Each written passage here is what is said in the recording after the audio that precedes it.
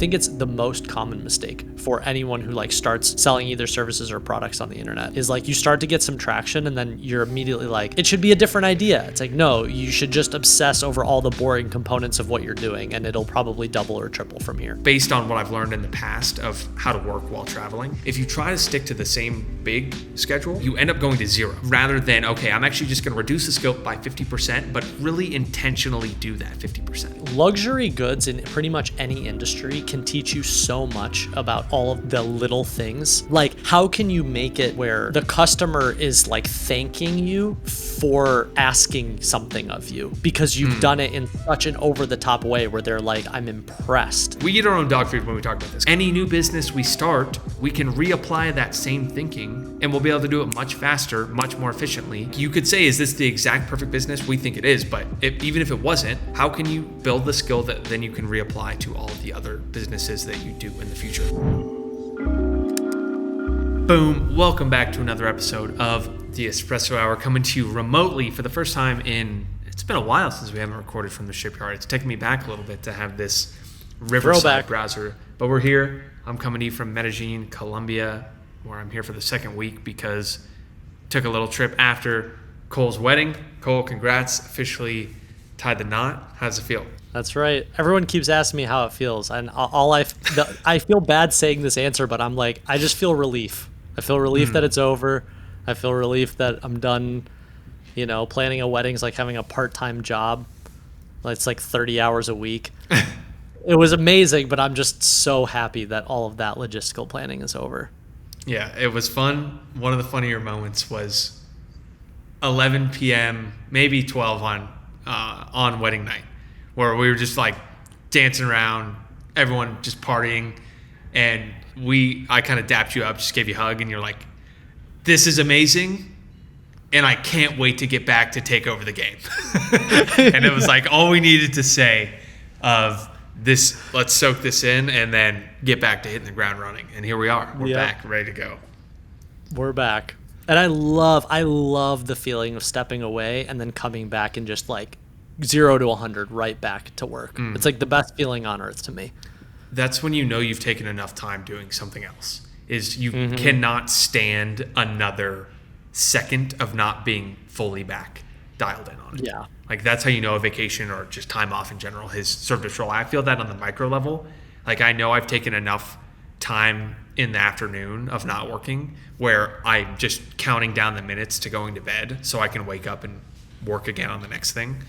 And it's cool to hit the ground running on stuff we knew we were going to do.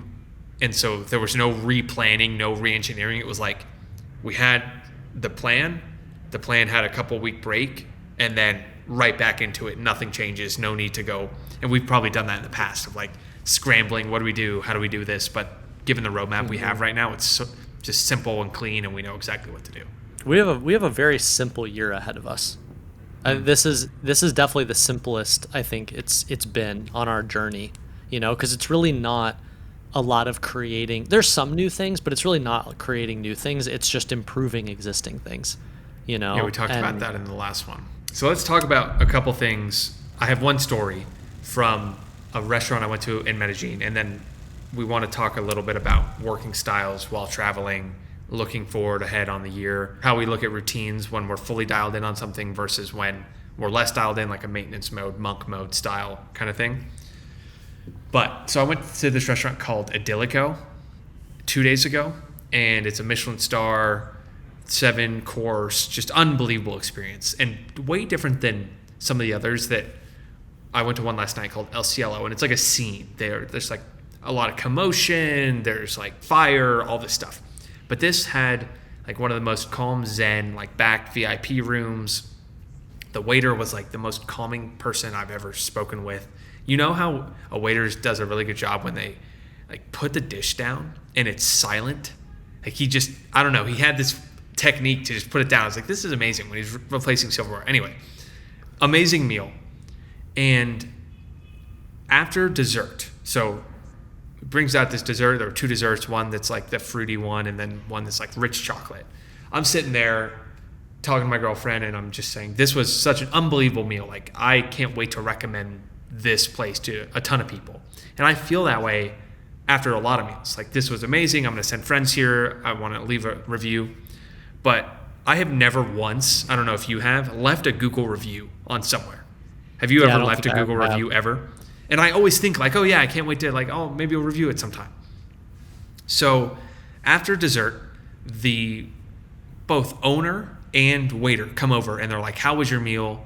Could you tell us about this dish that we're testing? How'd you feel about this? Where could we have done? Like, they asked me 2 or 3 questions. I was like, first off, this was amazing. Thanks for coming over. Like, they brought us this candle that you blew out and then had like a little wax, and you dip your hand in it, and it's like a hand moisturizer smell thing. And they do it to remind you, they like pair the scent with, they're like, oh, we want you to think about this restaurant whenever you smell this like pineapple coconut. And I was like, wow, that's really cool. But then what they did was extremely unique. We just hyped up the restaurant. I said I was going to tell all my friends all this. And he goes, great, thanks for sharing that. Would you mind taking a minute to leave us a Google review? And he brought out this small, like cardboard, or not cardboard, like nice wooden plaque with a QR code. And it said, would you please leave a review? And right then, I took my phone, scanned the QR. It immediately pre-populated the Google form, right with like 2 or 3 answers of something I'd already said. So they probably had multiple of the QR codes of like, I enjoyed this part, I enjoyed this thing. And it went right to the page, so I didn't have to manually do anything. And I left the review, 5 stars, and then it forwarded me to their full review page, and it's like 800 5-star reviews with 0 negative ratings. And it was the first time I'd ever left a Google review, and I was like, wow, why did I just do that? And how could we apply it to our business? So I zoomed out for a second, and like, as the waiter walked away, I'm like taking out my phone, jotting down this idea, like outlining this full thing across the table, and like, just give me 2 minutes, I need to write this down. And I wrote up the piece yesterday. And what did they do right?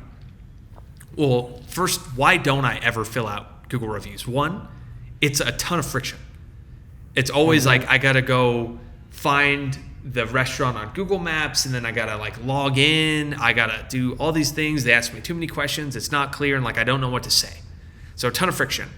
And then second, the time at which they ask, they either don't ask, or they ask in like an email when I get home and it's been a bunch of hours since I thought about it, and like life's gotten in the way, whatever. So to reverse that, when you're asking for testimonial, first ask immediately after the peak experience that a customer might have. So I just finished dessert. I'm in this amazing mood. Like, I couldn't feel any better about this restaurant. I'm full. I'm like, I got a nice little sugar high.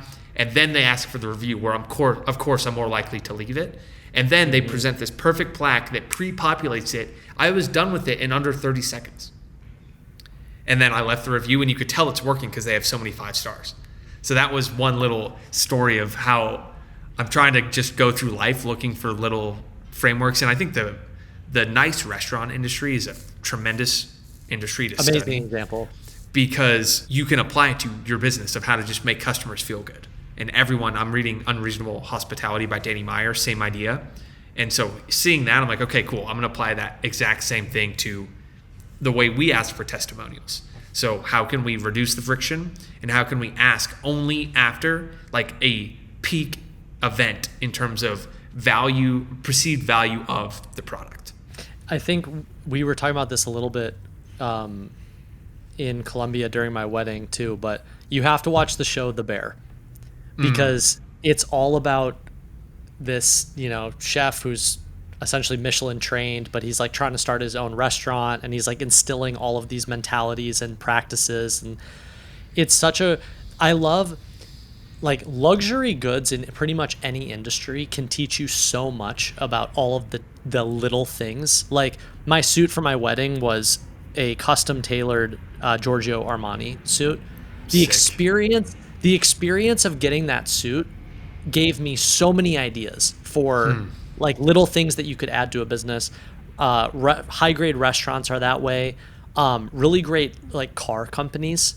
Like, every time I take my BMW in, I am amazed at just the way that they engineer the whole process, and like they have it taken care of, and everything's tracked, and they know who you are, and they address you by name. And like, I think the top tier of any industry shows you how far you can push that lever. We've been calling it unreasonable accountability.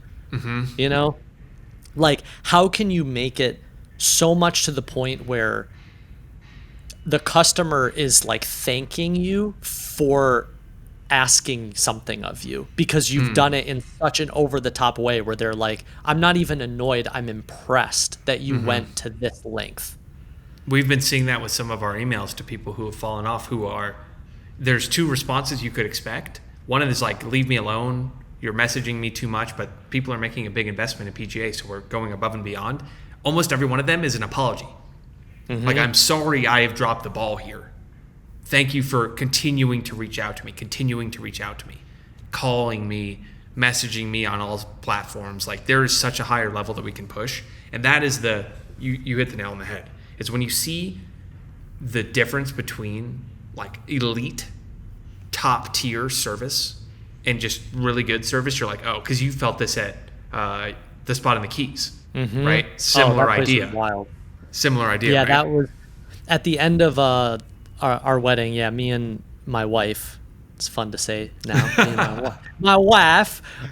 We went to down to the Keys, but we went to this hotel that it's not on the Keys. You have to take a little boat from the Keys. You have like park your car, you get in a little boat, and then they take you to a private island. And this little hotel is on this private island. It's the only thing on this island, and only like 30 people can stay there at a time. And the service was so next level. Yeah, the thing I was telling you was like such a small thing, but I only had to tell them my room number once. And then the whole rest of the trip, they didn't ask me for it again. They didn't make me sign anything. I could get up and leave dinner, breakfast, lunch, whenever I wanted. They just knew, oh, Cole's staying in room, whatever, 15. And every meal, everything I order, there's zero friction. They're just like, we're going to attribute it to your room.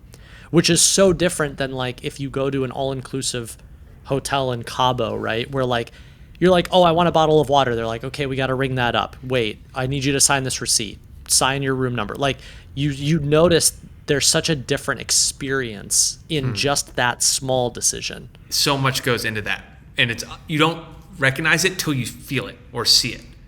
That's the beautiful part about amazing service is you couldn't describe that being more efficient until you experience it. You're like, oh yeah, it is kind of annoying to do that all the time. Like to sign things when you like, what is the actual point of this? Do I need to be doing this? How could this be better? Just another quick one, like Starbucks in Medellin face a lot of competition from like local coffee shops. And it's not like in the US where Starbucks is like the place where most people get their coffee. So what they do in Medellin is they write compliments on your Starbucks cup for every customer. Like your eyes are pretty, or your teeth look nice, or your outfit is great. The only reason they do that, well, I mean, yeah, it makes you feel good, but it's really to incentivize sharing on social platforms, right? So again, my next little idea is how could we build something in that encourages more people to share on social that they're a part of our programs? We already do this nicely with Ship 30, but same idea. How could you create a personalized something that no one else does that contributes to shareability, referral, that build until they tell mentality that we've been talking about over the last month? I love that. That's really similar to, I remember this became a huge trend. My first job out of college when Instagram first started to get popular. This ad agency I worked with, like a third of our clients were all restaurants. And so I got to understand the restaurant business and marketing for restaurants. And one of like the go-to investments that every restaurant realized is we need an Instagram wall. So they would create a wall of the restaurant that either had super funky wallpaper or a really bold color or had some like catchy saying on it. And then every person would want to take a picture in front of that wall. And so I always ask myself that question of like, what can be our version of an Instagram wall that every person wants? Like at my wedding, remember in the back where you had that wall with like the flowers on it? I think every couple there took a picture in front of them. I took about 40. Yeah, exactly. On so multiple angles with multiple cameras. So like what, for every product we build, like what is our Instagram wall? That's what I love about having this lens of Twitter long form right now is I'm just trying to find these moments in everyday things. Like, how could I apply it to our business, talk about it here, make a short on it? Like, I filmed a little walking head video right after it. Just, hey, this just happened. Here's what I'm thinking about applying it to our business. So it's been fun. Yep. Like, creation cadence with the short form video has been a new one that the pressure is lower than writing. It only takes a few bullets and I just go. And then I can do 2 or 3 of them and kind of getting a better flow on it. I think the 2 things Hormozy has done really well is, one, your point of, any topic, you're not going to make that video once, you're going to make it 3 times or multiple times, which removes the pressure, but also just makes you play the long game and realize you can iterate. But also just observing his ability to take a topic, talk about it on a podcast, refine it, do it in a presentation, refine it, and then ultimately like put it in a book, like in its most refined form. And I'm really fascinated by that idea right now of, it's like you write about it, but then you stress test it in a different way when you have to say it in short form, and then you stress test it in a different way when you say it in long form, and then in a different way on a podcast. Like, there's so many, it's our whole lean writing methodology, just all these different opportunities to refine a single idea. And I'm feeling that with my current long form writing. I'm writing it and then making a video on it, and then editing it after I make the video. Or I outline it, I film the video, I feel that that's a better outline, and then I use that for the long form. Which has been nice, because you're getting multiple reps, and then you could talk about it. Like that Medellin post I just talked about, I wrote yesterday. So why was I able to kind of rattle that story off relatively clearly? Because I wrote pretty much everything I just said. And that, exactly. You sound so much crisper on podcast and video when you've written it, but you're not reading it. You've just internalized it. That's the key. And I think for a long time I would write something and then try to read it, or like read it in my head. But no, it's like you just better understand the actual thing you're trying to say, and then you sound better because of that. Completely. Yeah, it's not just like logically understanding it, but like the word, you know what the word grok means? It's also the name of the Twitter AI platform. What's it mean? Called Grok, but grok is like to know something deeply, like to have integrated it into yourself. And I think a lot of times people think of knowledge as like, you understand it logically, but you haven't fully grokked it. And you can tell, like when someone gets on a podcast, you're like, I know that you're speaking from a place of you've been in the trenches and you've lived this for a long time, versus someone who's like, I'm going to articulate it and I kind of understand it, but I haven't fully grokked it yet. For sure. That's you on the Ali Abdal podcast. That's like everyone's response. It's like, this guy, you're not parroting. Like, you haven't heard this from somewhere else. You've done every single thing you're saying right now. And the energy you can feel from that person when you're just talking. Yeah, it's totally different. Okay, so I'm here for the next 2 weeks. I love it here. I definitely see myself spending more time here, just because it's not even I like the place. I like this building an unreasonable amount. Like, I sent you the video of the proximity of the gym to the door, to the hot tub, to everything. And the fact that there's as many restaurants as you could imagine within walking distance. I was making a list with my girlfriend of all the restaurants we've been, and of the 30 or so, 35 across like here, Miami, New York, Munich, the places we've gone, 4 out of the top 5 already were the 4 that we've been to here. Like, unbelievable. And wow. I it's not even like I'm trying to hype it up, but every single time I'm blown away by the quality of the food, the staff, everything. And then you get the bill and it's like, oh my goodness, I can't believe that this is not 3 times as much, 4 times as much, which is like a further reinforcement of how cool it is. But big part of this trip was working during it, especially the Monday through Thursday. So I'll give a little bit of a framework that I'm approaching these 2 weeks with, based on what I've learned in the past of how to work while traveling.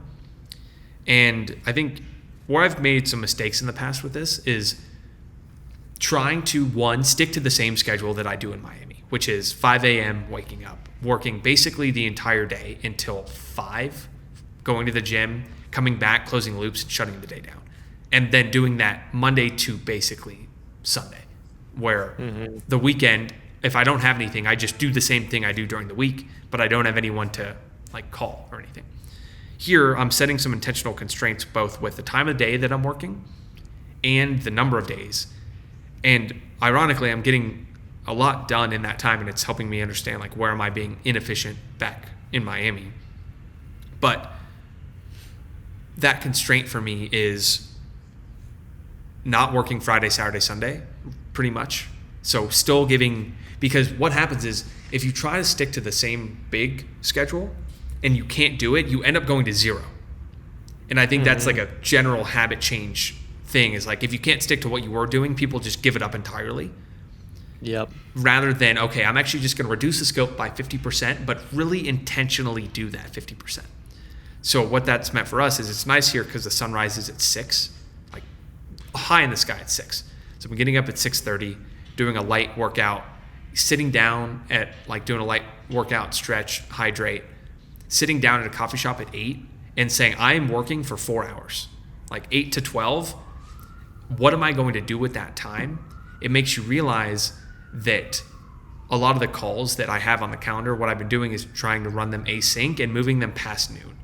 So that 4 hours I've been spending writing, strategizing, thinking. And from 8 to 12, I know, okay, I'm going to get the most important thing right now, which is just continued content creation, because that's what's driving a lot of the new marketing. And if I get that done every day, plus whatever admin meetings, then I can eat lunch at 12, spend an extra hour working on any kind of admin, any one-off meetings, closing the loop on stuff, and then working out at 2 and saying, I'm not working after that. And condensing that down into, I know I'm going to get 4 hours of quality work done on 4 consecutive days, and then take the fact that I'm not going to get as much work done on the weekend for like at face value. Just that's okay. And ironically, I think we'll still get as much done when you force that level of constraint on yourself. And that's what I've been feeling the last 4 days, is like I've been in a great writing flow, still getting the meetings, but you do have to make the choice of what am I going to spend those 4 hours on when you don't have the full day. And on Monday and today, it was 4 hours of meetings. But Tuesday, Wednesday, I took all the meetings off. And so that's kind of the next little thing, is like, don't try to work for an hour and then have a meeting and then try to work for another hour. It's like you get 4, stack all the meetings then, or stack none of the meetings and do as much deep work as you can. So that's kind of my framework right now. Yeah, I think the work fills the container, and however much time or space you give yourself.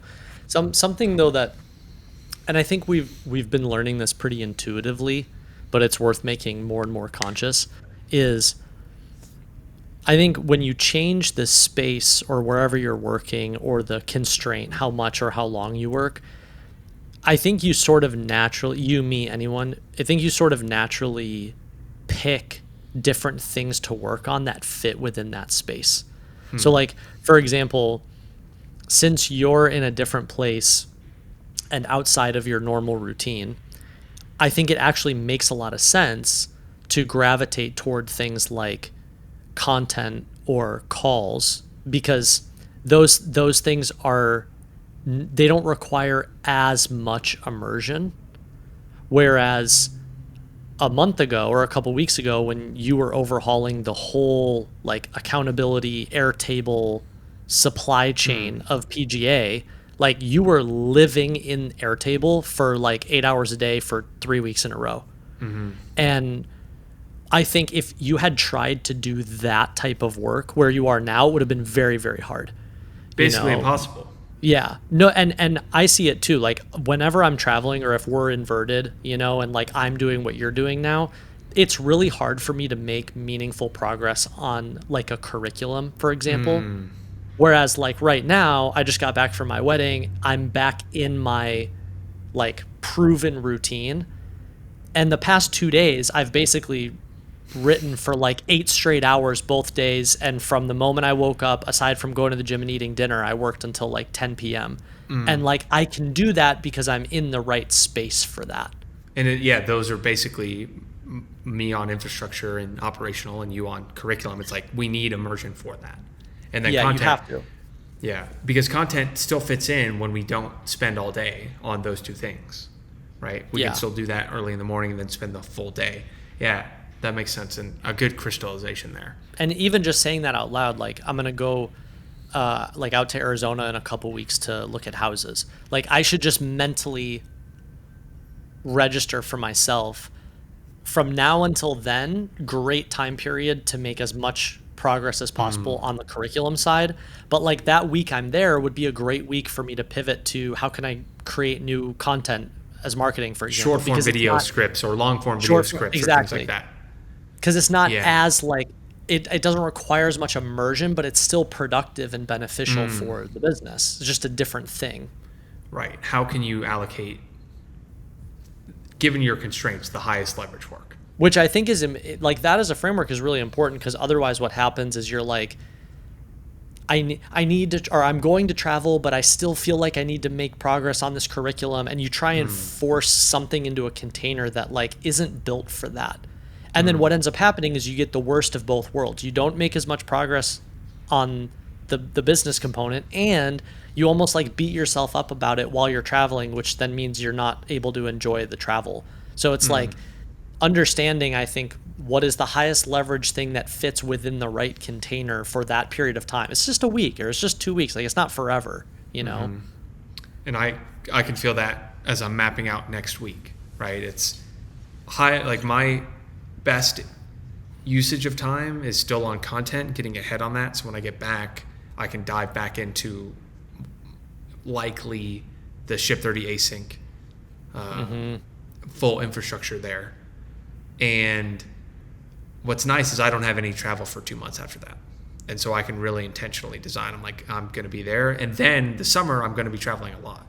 And that will, again, take new thinking of like, how do I engineer my day when I'm 6 hours ahead, which I'll be able to do deep work in the morning, probably sleep in a little bit, might have to stay up later. Like, these are all just part of the game of how do you craft that schedule in the right way. And we're getting better at it. I think for a long time, that was a weak suit of mine. It's like, I have to do the same things no matter where I am and work on the same things at all times. Because there's no perfect answer. But getting closer, and it excites me to get back to those things when you take a break from them. Like, I'm excited to get back in Airtable. Like, I have a giant monitor that I can set up 3 things, bang, bang, bang, that I can't do on my laptop. And so I'm just less efficient, so it doesn't even make sense to really do it. Yeah, I think we're definitely getting better at it. It's kind of clear, like, this year, you know, the next 2.5 months are great, like, deep work, sort of overhaul the piping of a lot of things in our business. But then it might, you know, between your travels and I'm moving this summer, like, this might just be a content summer, you know, and just put it all top of funnel. We fixed a lot of the underlying things that we wanted to change. And then after summer, when we settle back into a new period, we're like, okay, what's the next thing we want to build, you know? I think that's exactly what's going to happen. It's like maintenance of all the stuff we're fixing right now, because every single thing on that list, like, I sent you goals or main projects for the next 12 weeks until I go to Spain, which is May 15th. So it's like a little over 2.5 months. Almost every one of them says upgrade in some way. It's like upgrade EEC videos, upgrade landing page, upgrade blank, because we have the entire business mapped out on one formula right now. And I've never felt more like orchestrative in terms of change nothing except that one number. What are the 10 ways we could improve that one number? What's the easiest way to do it? Go start to execute on that list. Yep. And we've had that same list for a while, and we get to start on it Monday when I get back on those upgraded videos, which feels great. It does feel really great. It took us a year to have that formula. So this, like, we eat our own dog food when we talk about this, because it took us a year to come up with that formula and to understand it clearly. Now we're going to be able to improve each bottleneck within that on both the front end and the back end. And then any new business we start, we can reapply that same thinking of how do we productize and formalize this exact business, and we'll be able to do it much faster, much more efficiently for everything we do in the future, right? So we took what we had. Like, you could say, is this the exact perfect business? We think it is, but even if it wasn't, how can you build the skill that then you can reapply to all of the other businesses that you do in the future? And I feel great about that. The second we spin up the Async Ship 30, it's like same idea of full landing page, click to close, build that entire thing out, and then hone in with a laser beam on the one that is lowest and easiest to improve to like some kind of standard. Do that, change nothing else. That's basically what business becomes, which is very freeing to me, like intellectually satisfying. I think it was 2 espresso hours ago when we were talking about just, you have to fall in love with the monotony of it and just the boringness of it. And like 2 days ago when I got back, I did a just little journal sesh of like, okay, that loop's closed, we're back, like refocus. And it's just so funny how we are at such that point in the journey when it is so easy to get bored and like go focus on something else that's more mentally stimulating. But if all we do is just improve the existing things, the business grows. And like I just want to double click on that because I think that's a mistake I certainly made for many years, but I think it's the most common mistake for anyone who like starts selling either services or products on the internet, is like you start to get some traction and then you're immediately like, it should be a different idea. It's like, no, you should just obsess over all the boring components of what you're doing and it'll probably double or triple from here. I think I said this one on the last Espresso Hour, the giant money tree, how to stop trying to climb to the top. It's a great and then metaphor. I wrote that up. Same idea. It's like there's thousands of fruit and just pick one number to improve. That's the tree that you're choosing to pick from. Stop climbing all the way up and just pick everything at eye level first. And that's what we're going to do. And it feels like we're going to be sitting here in 3 months. On the outside, the business will look exactly the same, but all of the internal metrics from someone going to the landing page to ending up in the programs are going to be improved from incremental small things. Like Hormuzzi's got a good one on, it's not one giant bullet, it's like 1,000 golden BBs that improve a business. And it's like, okay, if we're going to take our 5-day email course that is currently getting this many people to fill out an application, and we want that number to go up, all we have to do is add a video to each one. And that's our hypothesis, is like if you make a video, more people will engage with it, more people will get to the end, you add a CTA, more people fill out the app, that number goes up, entire business improves just on that. And quantifiably improves by this much if we do it. So I'm a fan of this way of thinking and putting it all together. So it's been fun. I am too, and I think the thing I'm most excited about this year is it's been such a like I want it all to happen faster, but it's been such a slow process of understanding how we're going to unlock video, what it means to really build YouTube as like its own channel. And I'm starting to see those little signals that like it's starting to click. We're starting to build the supply chain. Like we're understanding like the ways that we can double or triple dip with these assets. I am just so excited to see where we are at the end of the year. Yeah. Once that's like dialed in and we have a bunch of videos out and our funnels are improved, and like it is going to be such an exciting time. Can't wait. And we get to rewatch this in the future when we do the end of year highlight clip recap. We'll put this one in there. Where are we? Who knows? Who knows? Well, congratulations. Glad to have you back. Last time we put marriage as the word for people to leave a comment on. So what word do we need to do to identify that you've watched it this far? I think it should be Medellin, and it has to be spelled correctly. Okay, Medellin. That's a hard one. There you go. This has been a low-key one because in the past we've been recapping what happened in the business, but like the last week and a half, not much has happened, and that's okay, right? We didn't do one last week. We're back cranking, and it was interesting for me to put that. I've been writing up like the what happened, and I skipped it last week because I just was like, the business stayed the exact same, and that is okay for 1 week. That's all we got. Thanks everyone for watching. If you're on YouTube, hit like, hit comment, leave a comment with Medellin for an entry into the next Ship 30 cohort or whatever we end up doing with enrollment in the next Ship 30. If you're on Spotify, Apple Podcasts, subscribe, take a screenshot, tag us on Instagram, forward this episode to a friend. Thanks everyone for watching, enjoying, being along the journey as we build this education empire throughout the year. Empire. That's all we got. Have a good one, y'all. Talk soon. See ya. Peace.